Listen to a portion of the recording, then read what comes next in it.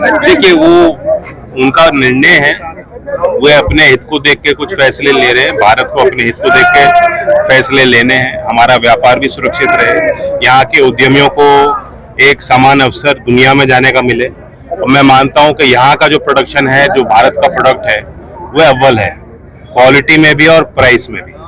अगर पारदर्शिता से अगर कोई प्रतिस्पर्धा होगी तो भारत का उद्यमी हमेशा जो है आगे आएगा। और राजस्थान की भी जो आप जानते हैं कि एक्सपोर्ट पोटेंशियल है, सिर्फ मिनरल्स का ही नहीं, यहाँ का जो ट्रेडिशनल व्यापार ट्रेड रहा, जो क्राफ्ट में रहा, आर्ट्स में रहा, जो हमारी संपदा है, संस्कृति का हिस्सा है, राजस्थान की फोक कल्चर है, उसका भी बहुत ग्लोबल पोटेंशियल है। भारत सरकार कहीं भी भारत के व्यापारी, भारत के नौजवान, भारत के किसान, भारत के मछुआरे, भारत के जो कामगार हैं, उनके हितों से समझौता नहीं करेगी।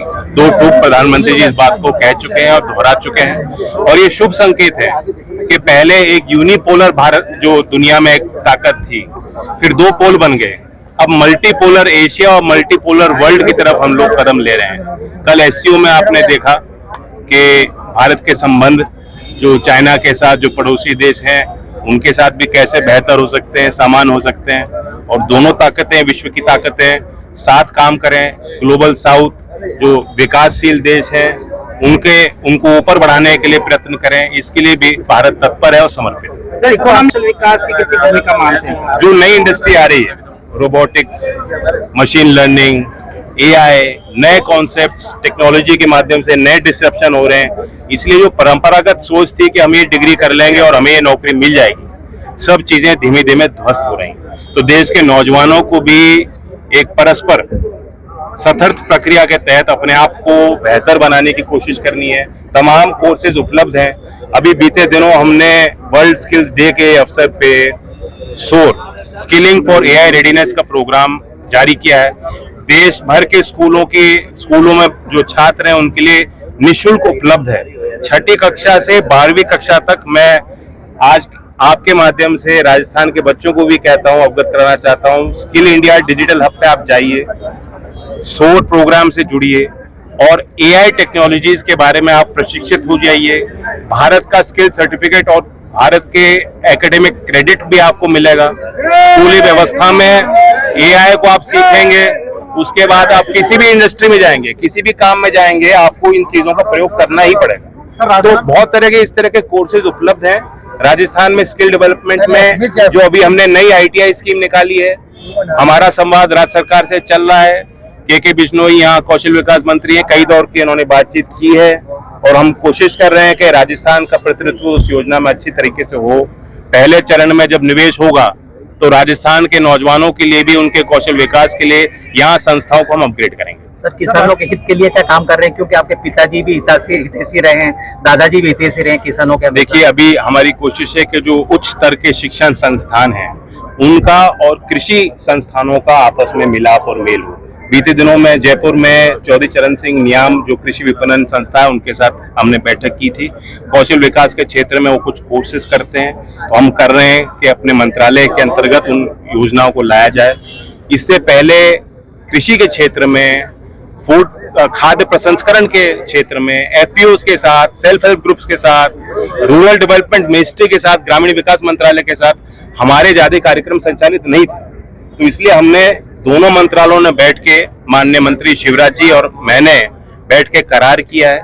हम देखें कि हम उन जो गांवों में, देहात में जो खेती से जुड़े जो लोग हैं, जो अपना जीविका उनकी पूरी आधारित खेती से है, उनके लिए भी हम कार्यक्रम बनाए।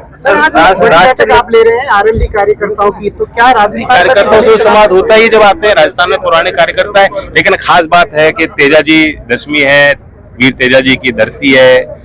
और माँ अमृता देवी, जिनको हमने पाठ्यक्रम में भी राजस्थान सरकार ने अभी जोड़ा है, एससीईआरटी ने उसमें कोशिश की, बिश्नोई समाज के बुद्धिजीवियों ने आगे आके उस पाठ्यक्रम को बनाने में मदद की। और अब वो स्कूली बच्चे 3री, 4थी और 5वीं कक्षा में जानेंगे कि खेजड़ली आंदोलन का क्या इतिहास था, कैसे 363 जो है बुद्धिजीवियों ने जान की कुर्बानी दे दी, किस लिए दे दी, पर्यावरण को बचाने के लिए। तो राजस्थान का हर एक व्यक्ति जानता है पर्यावरण का मोल क्या है, पानी का क्या मोल है, पेड़ों का क्या मोल है, क्या मानना है। जीव जंतुओं को क्यों हमें संरक्षित रखना है, ये बिश्नोई समाज का भी मूल सिद्धांत है, राजस्थान के मूल स्वभाव और चरित्र का भी हिस्सा है। तो मैं माताजी के आयोजन पे जो एक विशाल मेला होता है, समाज के सभी लोग देश भर के एकत्रित होते हैं, उनसे भी मिलूंगा, आशीर्वाद। सर, यहाँ पे चुनाव लड़ाने की तैयारी है आरएलडी, क्योंकि आप निकाय चुनाव में भी आप वो हमारे राजस्थान के अध्यक्ष हैं और राजस्थान की जो इकाई है, ये जो निर्णय लेंगे, मेरा काम है उनको मदद करना। सर एक सवाल